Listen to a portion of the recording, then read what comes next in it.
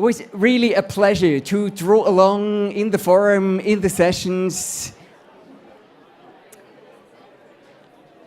And we were welcomed by Lisa Isler that said actually a lot of things have changed since 94. So 20 years later, technology has taken over.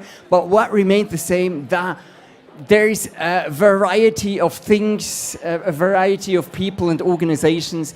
There's something for everyone.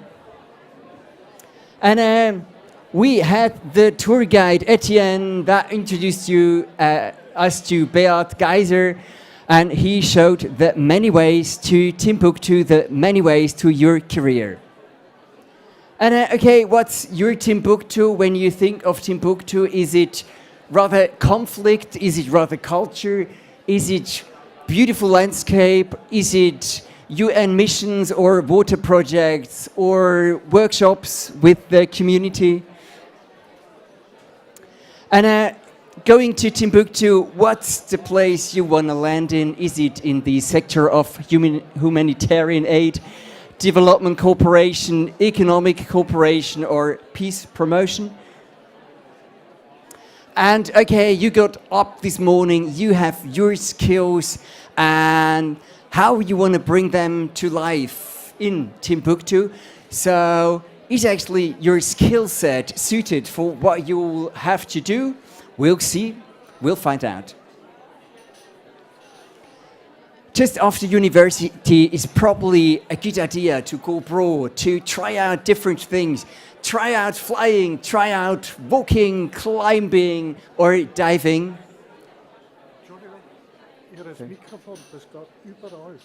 Yeah, I can't switch it off. But yeah, join the party here. Yeah, I know. But I'm not a technician. Okay.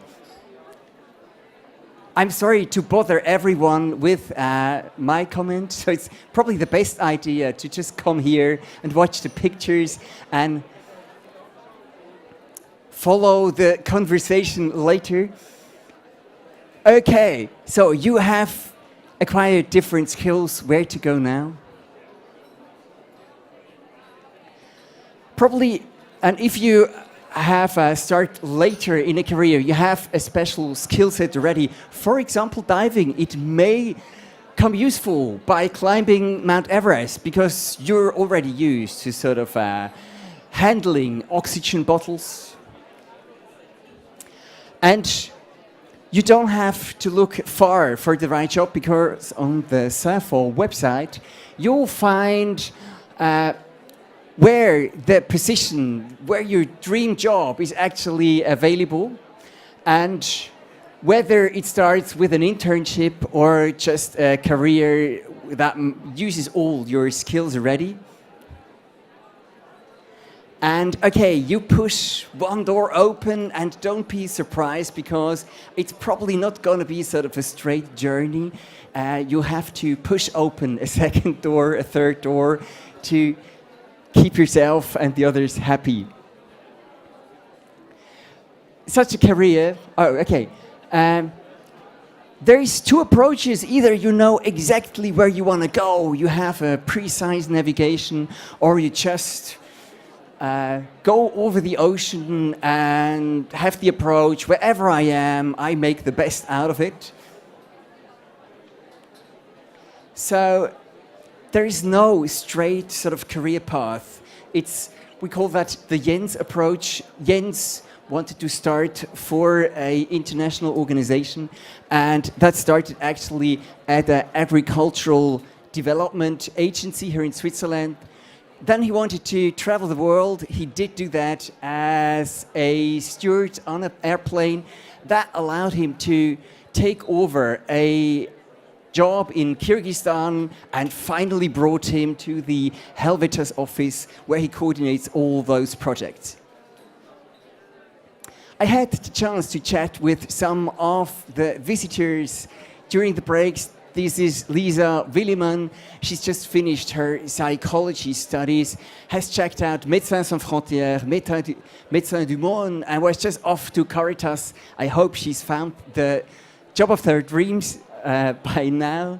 This is Guy Thomas, a historian with a rich network in Africa that wants to bring his rich knowledge into education, get that to a practical use in the communities, and negotiate peace between in religious conflicts. I met Françoise Jürgens. She worked in a huge chemical company. She was responsible for sustainability, to reduce CO2 footprints, reduce water usage, and get economy to do a good impact. She was off to improve the lives of women and children with that approach. Then Enkeleda from Albania, she just finished her master in Geneva in communication, PR and marketing, and whoever hires her gets a free photographer on top of it. Then in a break, the toilet voice recorder, you probably didn't know it existed, but one said, actually, that's such a rich program that doesn't fit into one day, so easy, said the other, it's everything being recorded, so you can catch up later for all the sessions you have missed. Then a really moving movie recorded by Max from Bentu in Sudan. The villages are destroyed by terrorists, so they find peace in a refugee camp, or peace, it's relative, because there are gangs inside, and every day they have to move out to catch their fish and gather their firewood.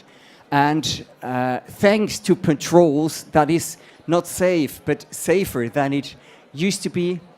And admire the people living there and working there with no hope for peace, not a peace stuff, not even an egg for a bird to hatch soon. Then we had the panel of people who worked in really dangerous situations and share the insight of how to protect yourself, if that's possible at all. Was that Andreas? I think in the Ukrainian conflict there was artillery fire. They moved to a checkpoint. A drunken soldier said, actually, I can kill you right now, or you can go back, and they will do that for me. And they decided to live another 2 minutes and fought their way back through exploding grenades. It's really, really amazing what sort of courage they have.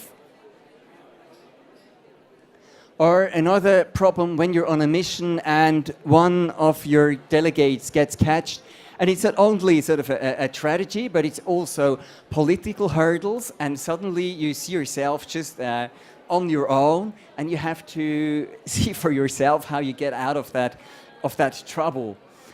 And also learn from that incident, for example, with armed cars, or sort of better self-protection.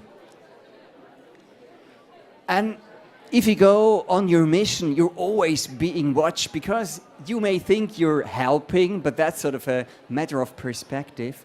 So if you want to sort of help the women, you'd be kindly asked to stop this activity. Otherwise, there's severe, you get yourself in trouble. And I think, or they said, what's important is that you prepare yourself, you make yourself fit, that you know what you can, what weight you can lift and what you can't, and always sort of see that you keep up your mental health. And in situations where you're not protected by communities, that you make sure you have sort of the means to protect yourself. And even though it's dangerous, one said, actually do it, it's worth it, it's an experience that really changes your life. And in regions where it's perceived that women should only leave the house 3 times, when they're born, when they're married, when they died, I think it really needs your work to change that for the better. in the afternoon, there were sort of more peaceful, good news shared by Christina Riesen, who is in the startup entrepreneurial business. And she shared a story of something actually very, very tragic when Haiti was struck by an earthquake.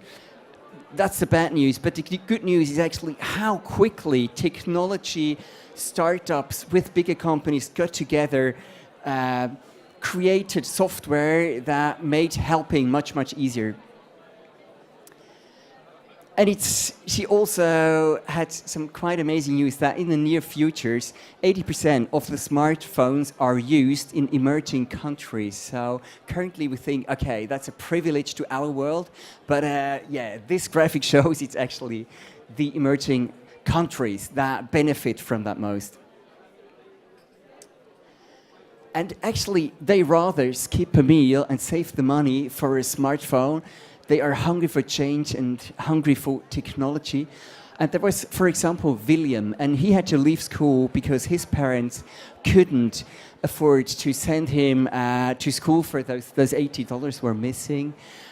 He was really resilient, got his hands on a book about wind power, built from old bicycles and old fans, the first windmill that powered a radio and brought a huge party into his town.